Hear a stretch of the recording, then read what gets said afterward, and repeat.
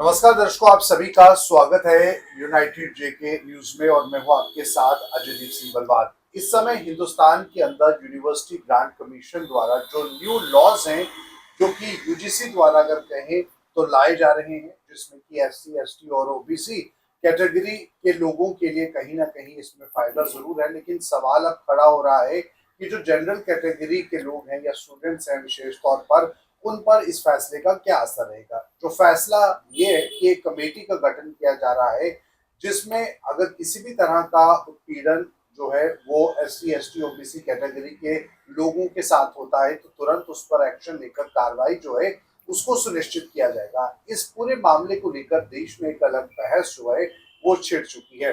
बहस इस बात की है कि बिना बिना तथ्यों पर, बिना आधार पर अगर किसी भी तरह का कोई गलत फैसला जनरल कैटेगरी पर आता है तो उसके क्या परिणाम होंगे। और ऐसे में हम इस समय बातचीत के लिए इस पूरे मामले को लेकर जो फॉर्मर जज हैं सुभाष गुप्ता जी, इनके साथ बातचीत के लिए मौजूद हैं, इनसे बात करेंगे। सर, आपका स्वागत है थैंक यूनाइटेड यू। जेके में। Thank you. सर, कैसे आप इस पूरे मामले को देखते हैं? इस पूरे मामले पर बहस छिड़ चुकी है। आप लीगल एक्सपर्ट भी हैं, कल लंबे अरसे से आप जो है इस प्रोफेशन में काम कर चुके हैं। आप बारीकी से और बखूबी समझते हैं कि लीगैलिटीज इस पूरे मामले पर क्या हो सकती हैं। क्या लगता है आपको, इस फैसला जो ये लिया गया है, या क्या एक तरफा फैसला है या इसमें वाकई में कोई जन के प्रति ये फैसला लिया गया है? देखिए, मैंने पहले भी बात की है कि क्या है, हमारा जो भी कानून बनेगा, कोई चाहे कॉन्स्टिट्यूशनल अमेंडमेंट आएगी, संविधान में चेंजेस आएंगे, जहां कोई दूसरे कोई भी कानून है उसमें चेंजेस, जहां नया कानून बनेगा वो संविधान के मुताबिक बनना चाहिए। तो होता क्या है, तो हमारी जो इंडियन डेमोक्रेसी है वो रिप्रेजेंटेटिव है। वो दो तरीके के, एक तो पार्लियामेंट में कानून बनता है और दूसरा क्या होता है, जो कानून बना है उसके नीचे रूल्स रेगुलेशन आपने देखे होंगे वो बनते हैं। तो यूजीसी जो है ये एक स्टैट्यूटरी बॉडी है। ये भी एक एक्ट कानून के नीचे बनी हुई है। ये इन्होंने एक रेगुलेशन बनाया है, रेगुलेशन आई थिंक 3(1)(c) है। तो उसमें उन्होंने कहा कि जो बच्चे जो एससी के हैं, एसटी के हैं और ओबीसी के हैं, उनके साथ कास्ट बेस पे जहां कोई सोशल इनजस्टिस होता है, ओबीसी के साथ या एसटी कम्युनिटी के साथ जो भी किसी किस्म का भी दुर्व्यवहार होता है, उनके साथ जो educational institution, higher education institution touch किया गया है, जैसे कॉलेजेस है, हमारे यूनिवर्सिटीज हैं, तो उनमें वो एक मैकेनिज्म सेट किया गया है कि वो रिपोर्ट कर सकते हैं। उसकी एक इंक्वायरी होगी और इंक्वायरी के बाद एप्रोप्रिएट एक्शन होगा। गुप्ता साहब, इसमें कोई दो राय नहीं है कि हिंदुस्तान के अंदर अभी भी एक ऐसा तबका है जो इस तरह से प्रताड़ित है। एससी, एसटी, ओबीसी की बात करें, अब हिंदुस्तान की प्राइवेट यूनिवर्सिटी हो, गवर्नमेंट यूनिवर्सिटी हो, कहीं ना कहीं आपको लगता है कि जनरल कैटेगरी के लोगों के साथ भी जो ये भेदभाव है, अगर हम इसी देश के निवासी हैं, डेमोक्रेसी में रहते हैं और ऐसे में बिना तथ्यों पे आधार पर कोई भी किसी की गलत शिकायत भी कर सकता है, किसी भी पर्सनल रीजन की वजह से भी, तो इस पर कोई कार्रवाई नहीं होगी। आपको क्या लगता है कि ये कितना सही है या कितना गलत है? मैं समझ गया आपकी बात। आपका क्वेश्चन ये है कि ये विक्टिमाइजेशन भी हो सकता है, इसका मिसयूज भी हो सकता है, आपका कहने का है। तो ये और कुछ लोगों को एक किसी भी बेसिस पे पॉलिटिकल राइवलरी है, जहां कोई सोशल राइवलरी है, जहां कहीं कोई बात रखनी है अपनी, तो उसमें इस किस्म की शिकायत फॉल्स भी हो सकती है। तो वो लेकिन एक प्रक्रिया है, जब आपके पास कोई शिकायत आएगी उसका एक मैकेनिज्म सेट किया गया है, उसको एक कमेटी बनाई गई है, इक्विटी कमेटी है, वो एक जांच करेगी, जांच करके इंक्वायरी करके रिपोर्ट, और उसमें काफी अलग अलग किस्म के लोग हैं। लोगों का होना बहुत जरूरी है। आपको लगता है इसमें जनरल कैटेगरी के जो लोग होंगे इस कमेटी में, उनका होना वो भी जरूरी है? कुछ स्पेशल इन्वाइटी भी हैं, वहां प्रेफरेंस उन्होंने दिया है। जो जो मेजॉरिटी होगी वो उसमें ये एससी एसटी के लोग होंगे। और दूसरा है वीमेन का भी इसमें रेफरेंस है, और एक्स ऑफिशियो मेंबर्स भी हैं इसमें, इस कमेटी में रखे जाएंगे, जो फैकल्टी मेंबर्स हैं, जहां नॉन फैकल्टी है, और जो अपने सिविल सोसाइटी से भी है, ऐसे पूरा। और अगर कोई जिसके साथ ज्यादती होती है तो उसका एक तरीका अगर अपील भी है, और जो इस ऑर्डर की पहले होती है रिकमेंडेशन, अब जे इन्फोर्स भी जो भी फैसला होगा इंक्वायरी का, जहाँ जो भी एक कमेटी फैसला लेगी तो उसके मुताबिक एक्शन।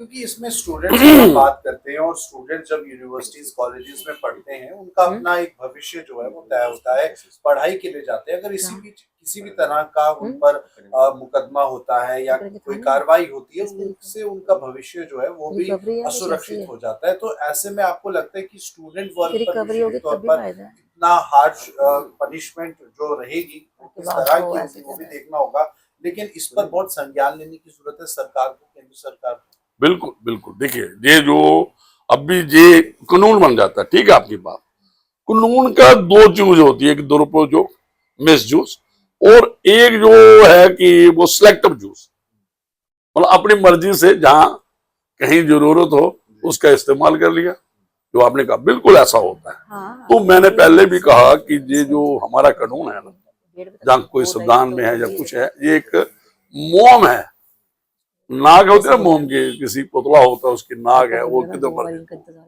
तो वो वैसा है।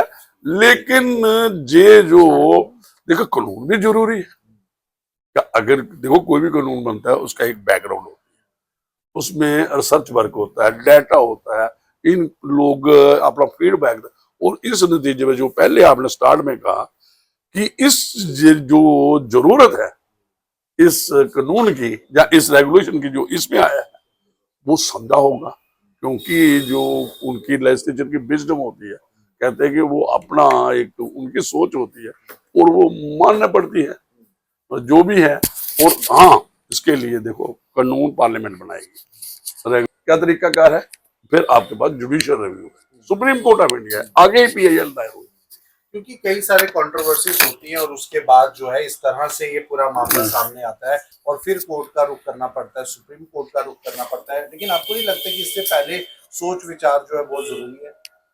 देखिए सोच विचार होता है, कोई भी कानून बनता है, चाहे जो हो सकता है स्टूडेंट की भी कुछ सुना गया हो, जनरल कैटेगरी या उनके, तो एक जो बात है, ठीक है अभी 77 आजादी का 50 का हो गया समझो, अभी आ जाएगा, तो लेकिन इसमें अभी ये वाली जो है देख रहे हैं समाज में है, आज भी जाति जनगणना हो रही है और जाति को वक्र समझते हैं। एक मैं बात और बता दूं, आज जो अपर कास्ट वाले अपनी जात को रखते हैं ना, तो जो दूसरा एक टाइम पे जात अपनी छुपाता था कोई, लेकिन आज लोग कह रहे हैं जात की, भाई आप गणना करो जाति पे, और जात को फख्र समझते हैं, चाहे वो नीची जात से ऊपरी जात से, जो जो हमारी सोसाइटी कहती है, हम किसी को नीचा नहीं कहते, अपर नहीं कहते, जो खुद लोग बनना चाहते हैं, मैं नीची जात से फख्र समझते हैं कि मैं आईएएस ऑफिसर बना, मैं पर्टिकुलर कम्युनिटी से हूँ, अच्छी बात है और तरक्की की है। तो वो वाली बात आज की किसी को छोटी जात वाला कहा, जो एक टाइम पे मनुवादी जो समाज में एक थी जातिवाद पे लोग समाज था, अब कोई जातिवाद की बात नहीं है। अब हर एक समाज में कोई भी बंदा किसी भी पोस्ट पे, हमारे राष्ट्रपति देख लो, वो भी ये आप कह सकते हो कि ओबीसी से लगा लो या एसटी से लगा लो, एसटी से है तो ऐसी कोई बात नहीं है, वो हर एक बंदा, और चीफ जस्टिस हमारे पीछे बी.आर. गवई साहब, वो शेड्यूल कास्ट है, तो ये कुछ नहीं है, कंपटीशन पूरा है, और संविधान जो इस किस्म का खूबसूरत है हमारा, बिल्कुल, तो इसमें कोई हर एक का ख्याल रखा है, माइनॉरिटी का भी रखा गया, लेकिन अब हमें जो हमारे लोग हैं, पीपल्स रिप्रेजेंटेटिव है, वोट देने वाले हैं या वोट लेने वाले हैं, जो पार्लियामेंट में जाते हैं, जहां हम लोग हैं, समझ सोच के फैसला लेने की जरूरत है, ताकि हम भी बच रहे, हमारा संविधान भी बच रहे, तो हम भी बच रहे और हिंदुस्तान आगे जाए, विकसित भारत बने।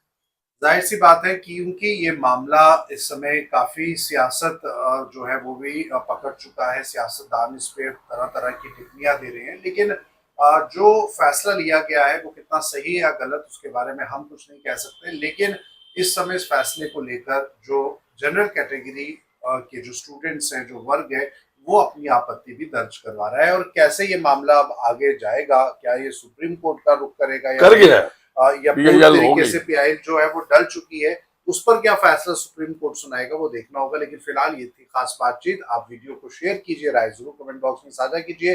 मुझे दीजिए इजाजत, नमस्कार। Thank you.